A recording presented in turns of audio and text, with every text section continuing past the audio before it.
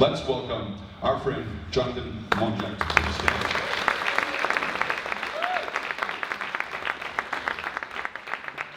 Computer. I don't want to think about computers. In Hebrew, when you say off, it means chicken. So when I do it, I have so many chickens. That's the only thing that I know about computers.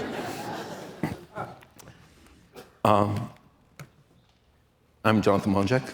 My wife, Irit, that we are almost 45 years together. And it means that she's dumb. She stayed with me, so the truth is that we came to the States 2 years ago. We are here in Colorado like 18 years back and forth. And we missed so much our kids that are 18 years here, approximately. And we decided to move. Thank you, COVID, that we shut our studio and we say, okay, I can run away from Israel.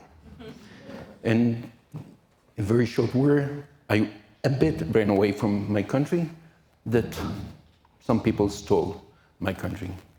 So when I met and we decided the word of this lecture will be pride, I said, it's easy. I love myself, so. But then I came home, and the last 2 months, destroyed my life almost. All the things that I believed, taught, lectured about architecture, suddenly disappeared. I started Google, and I saw that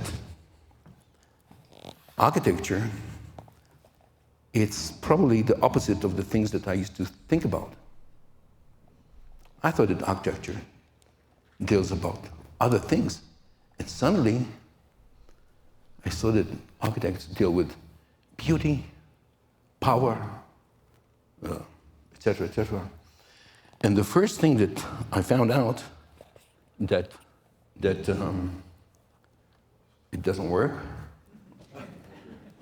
Probably. Me and computers.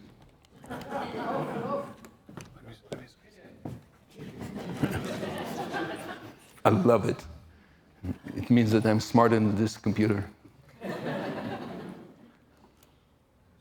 What in the world?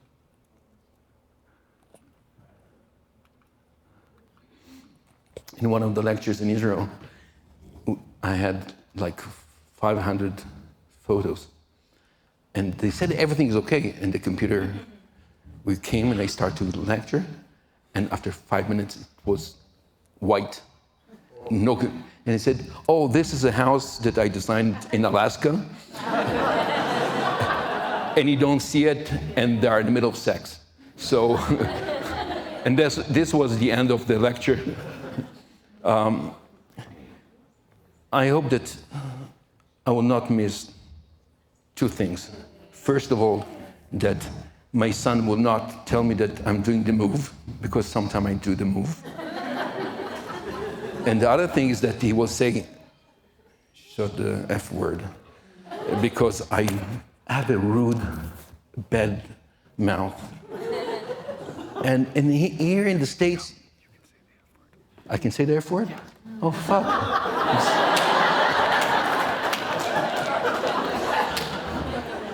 It's true that, I came to the States and I used to say things that we say in Israel all the time. You say, oh, fuck, I lost my pencil. And here you don't say the F word, and when you reach the age of 14, you take the shotgun of your father and you kill half of your class. So, sorry, I'm a guest in your country and I can, before they will throw me away, I can say whatever I think. So, in the beginning of, I'm talking about the beginning of architecture. Let's skip the history. We saw that we have to divide the word pride to two sections. One, it's the client that ordered the work, and from the other side, it's probably the architect. So in the beginning of our life, the architecture was very simple.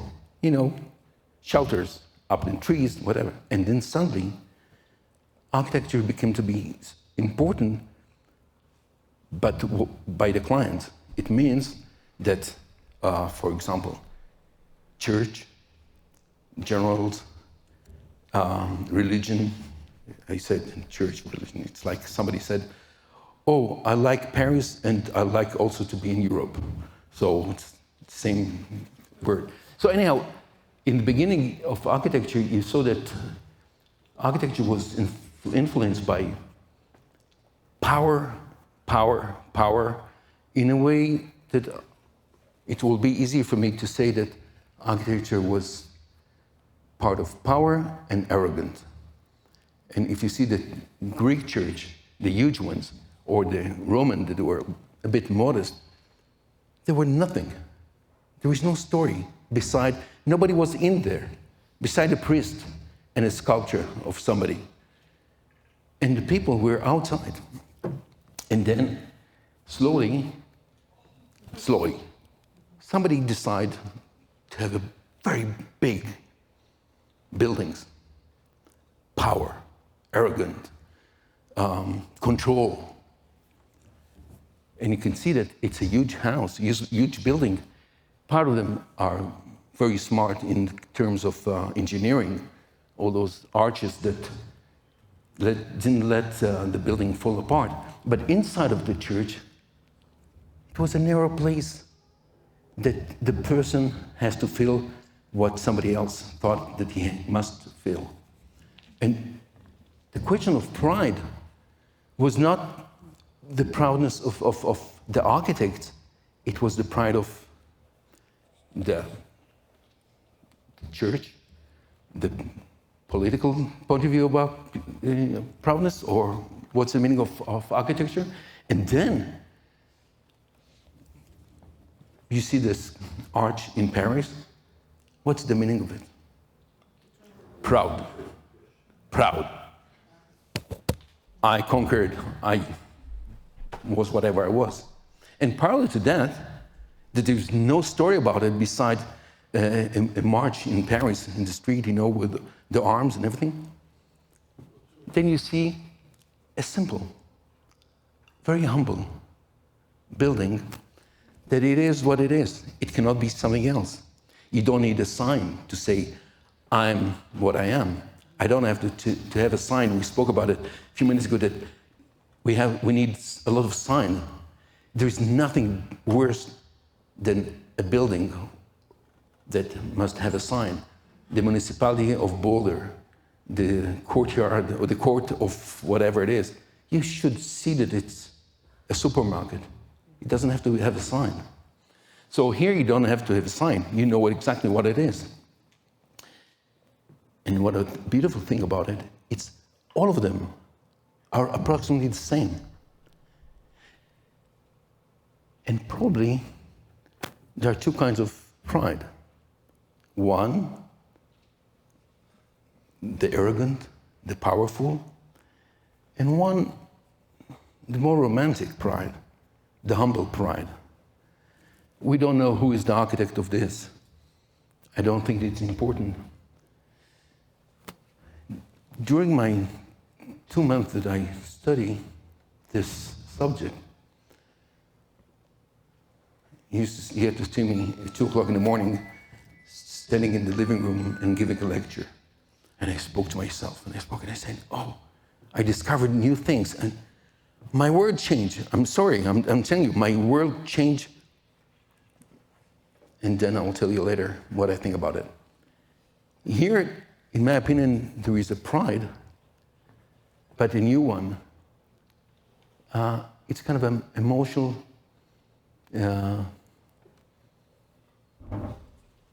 humble pride, nationality.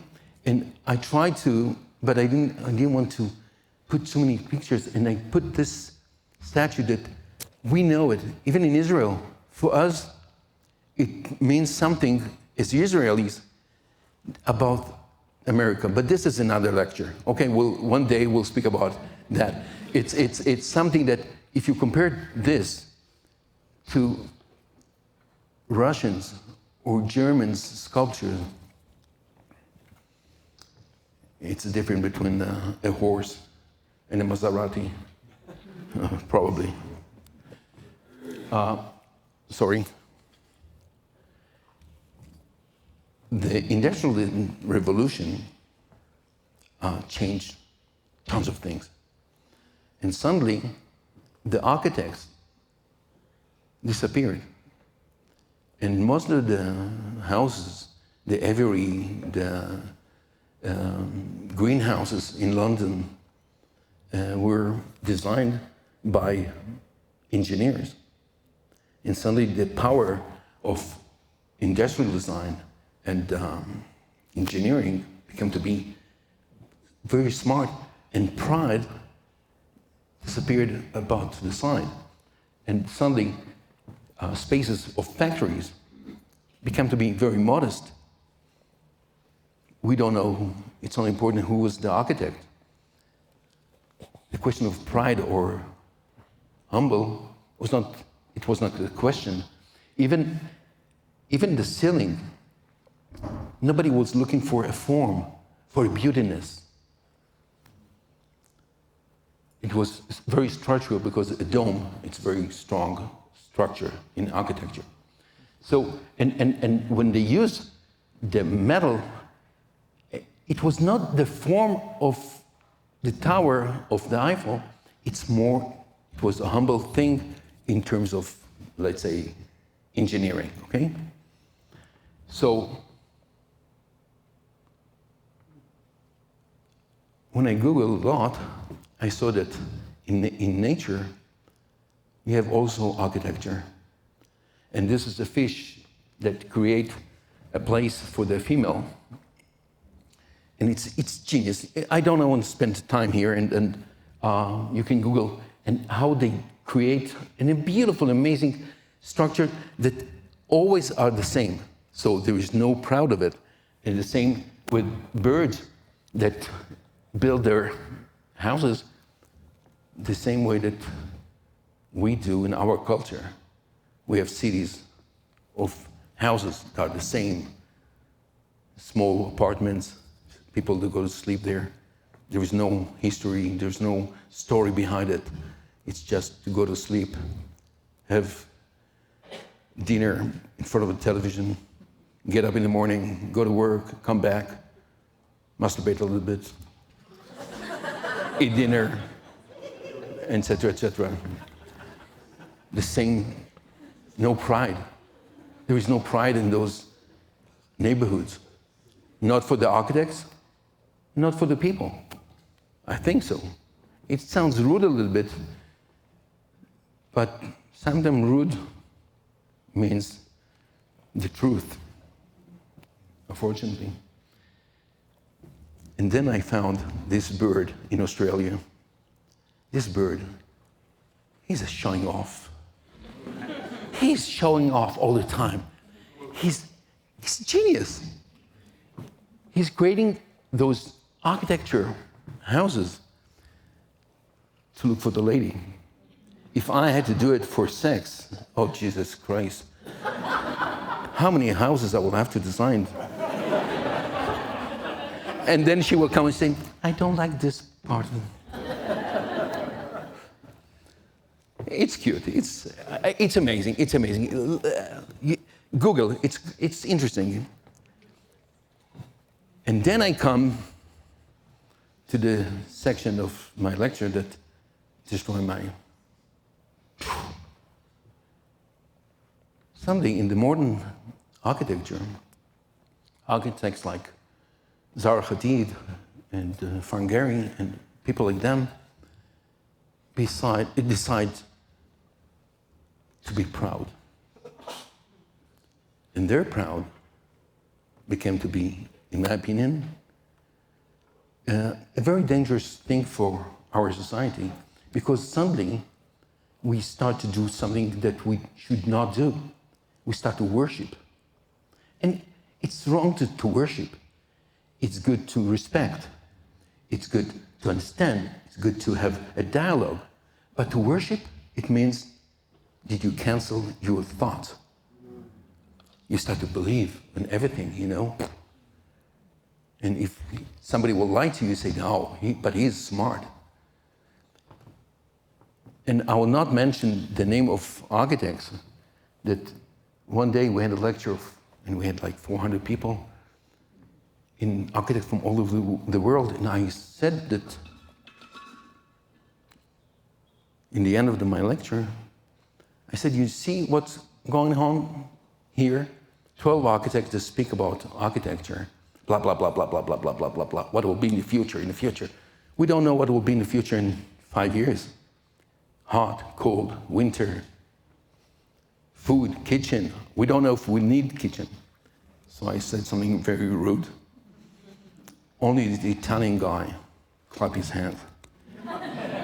And the French guy said, oh, I like it. And he said, the only thing that will not change in the future about architecture, it's that the majority of the architects in the world will still have to take 2 pills of Viagra every morning, that something will be bigger than their ego. So the question is, when you see those beautiful, amazing buildings, architecture, I came to the conclusion that I was wrong. We cannot, our society, our culture, cannot be without them. It's part of our culture. It's not criticize, it's critique in French. But if you see this building, you don't know what is that. It can be a municipality, it can be a whorehouse, I don't know. It can be just a sculpture. I don't want to be a picture hanging in this museum. Compare to this amazing museum. And you know, there is no arrogance in this building of Frank Lloyd Wright, the Museum of Guggenheim in New York. Because you know why? I think that one of the things that I found out, that when you are an artist or architect, and you have a story, a real story, then you cannot be arrogant. You can be proud in a humble way, but you cannot be arrogant because you translate something. And here, he translated art. He said he translated 2 things, the art and how we use the art as audience. We walk down the hill, down the road, and we watch the exhibition. And when you go back to this place or that house, you don't know what is that. But it's beautiful. In my opinion, it's beautiful. We can argue about it. But we can argue about one thing, if it's beauty or not. We cannot argue if it's good architecture, if there is a meaning behind it, or what's between the lines. And then, when you find out, when I Googled, when I saw those huge buildings all over the world, and you see the competition, who's the architect that has smaller dick? There is nothing behind it, beside a competition who will be building, designing the highest building. It's like in Italy, there is a city, San Gimignano, I think, and the city, it's full of towers, and who can show that he's richer than the other ones? And you know, one of the problems, in my opinion, with our culture, it's that pride become to be part of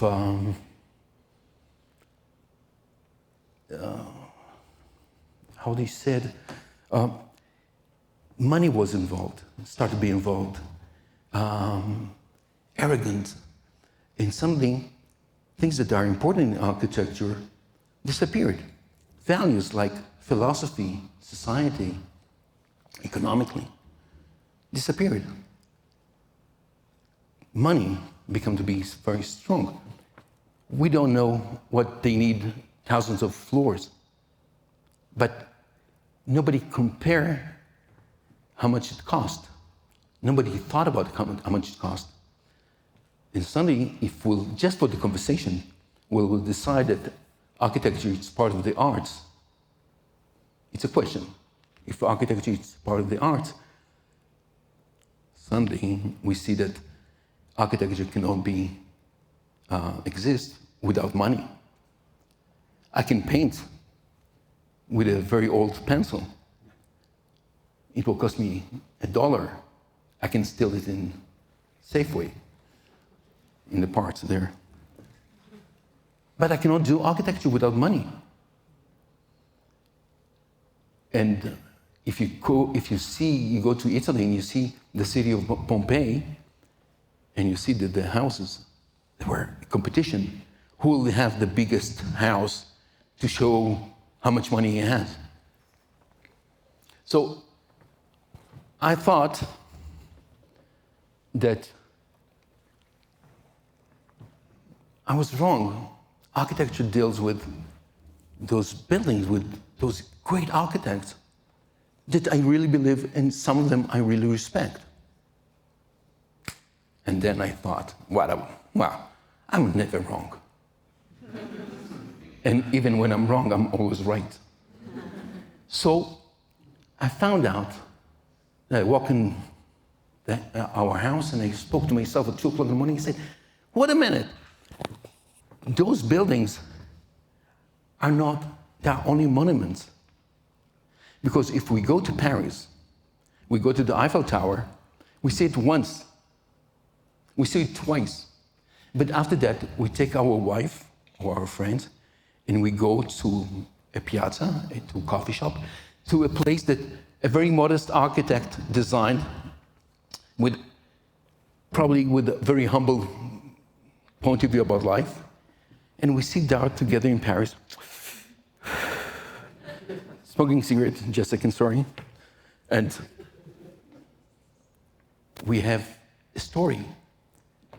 And I came to the conclusion that architecture, the pure one, doesn't deal with form. It deals with our culture. What's the story of the street that we design? What's the story of our house that we designed? What's the story of the neighborhood? Do we have a neighborhood that we go to sleep there, or we can have a place that children can play in the afternoon outside of the street? Most of the neighborhoods in small towns that we drive from Boulder to Denver, you see neighborhoods. And there's nothing to do there beside whatever you do in your house. And I came from a town in Israel. It was kind of a mixture town. From one side, it was a very poor town of people that immigrated to Israel in the 50s. And the other side, the snob people. But in the middle of our town was a center. With that, we can drink coffee in the morning, but we can drink coffee at 7 o'clock in the evening. In Boulder, at 3 o'clock. Bullshit. Nothing. So I decided, because we just moved to the States 2 years ago, and in a very arrogant way, they write a second book about my work with Irit. And lucky us that our son, Yotam, he doesn't know anything about pride or arrogance. He's stupid. We designed a house, we designed a book, a new book, that I would like to share with you, if you don't mind. We cannot be arrogant because all our houses are the work of a team. We build around 30 workshops and craftsmen that you cannot find it here. We have tons of craftsmen in Israel, and all the houses and the gardens and the sidewalks. And here it's a work that I work with a guy for a few days. Each stone was there. It's not a question of pride, it's a question of real architecture, in my opinion. By the way, each tree that you will see, it's part of a dialogue between me and the gardener. I don't work with landscapers that think about style. I'm against style. In my opinion, there is nothing to do with style. This is a kitchen. It's a detail of a kitchen that we build with a screw that holds in my sketches. I don't use computer, and until now, I don't know how to use computer. Those stairs can be made only if you have a dialogue with the Iron Man, with the person that does it. By the way, they are very young people in their 20s, 30s. This is a house that we built, and he redesigned also the furniture. If you see the ceiling, it's something that in our desert country, we import all the wood from Canada and from the States, and we can afford to have huge logs of wood that here you can find only 1 inch thick. Very poor structure. Anyhow, we design our kitchen as well. This is a house that we collect stones from the demolished neighborhoods in old cities, and they throw the stones. So one day we were eating in a small restaurant, and I said, hey. So we started to collect them. And I have a friend, an Arab friend, somewhere up in the north, that he collects. And what he does, by the way, he studied stone in Scotland. And if you see, there are few new stones that we didn't find. And this guy, he's amazing. He takes all kinds of acid and oil and blah, blah, blah, whatever. And he knows how to do it amazingly. This is another house. We have lots of houses that we do with metal. And I could never could design this house without my partner, the guy that built it. Because details, there are some architects, those pride, arrogant architects, that the details, it should be the same detail. I don't give a shit about it. Because the detail can be changed and sometimes can be increased by the guy that worked with me. He can say, look, I cannot do it, it's too expensive for me. And then I will ask him, what can you do? And he will say, I can do it like this. And this smart guy with so much experience in his life, more than mine, he knows his hands, he knows the material. You must listen to him.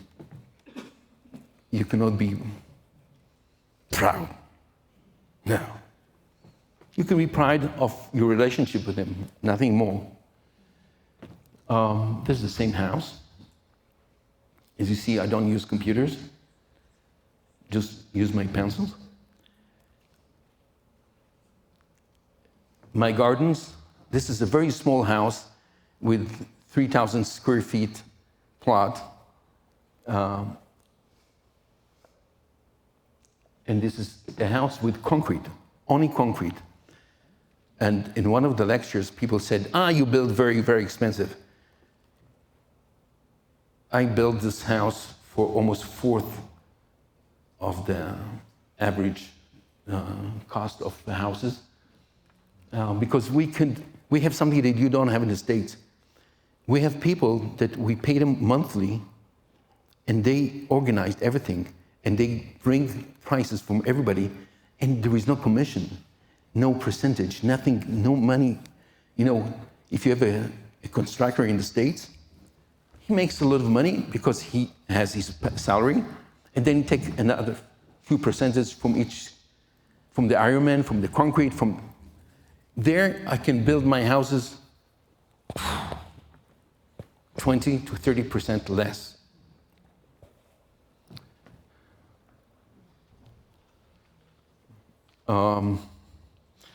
This kitchen was built on a jack of gyps, car gyp. This is a house that we built in Israel, in the north, and all the stone that you see here, it's a stone, it's expensive, right? But no, we took all the leftovers when they cut the big rocks. They cut, and it's the leftovers. And lucky me that I found this old man that worked with his 4 children.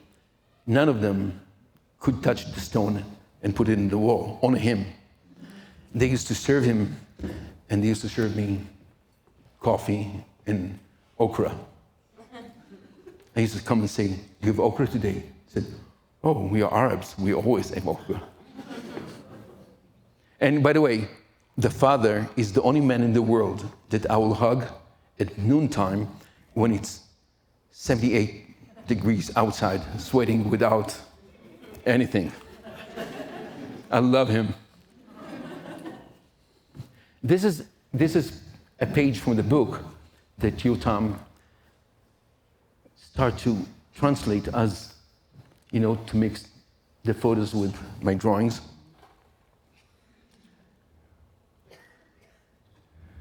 This is another house that we designed everything there. The furniture, the kitchen, the table, everything. Even that we did a small trick, and we planted some trees in the national park. This is a house, and I'm going to finish in a few seconds. This is a special house that when I met the family, I saw that something weird was going between the couple, and with my dirty language, I say, "What the fuck? What's going on?" But I said it in Hebrew, and it sounds worse. And I found that something that automatically I wrote a poem. That's what I do a lot. But funny that I wrote it in English, and I don't know how to spell in English. I grew up in England, but I don't know a word, how to spell anything. So I Googled Google Translate, and we found out that the daughter, she needs special help, special needs. And when Irid and I went to a gallery and we saw the sculpture, everything was clear for me. That she has thoughts all the time, and we don't know what are they. In this house, we designed, of course, everything. This is part of the courtyard. And then, a few years ago, we moved to Boulder. This is our house in Boulder. It's not typical American in terms of not the form as the materials. Everything is metal.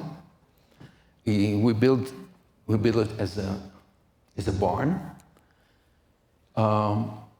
We brought everything with us because I cannot throw anything. If I could wash my toilet paper, I will wash them.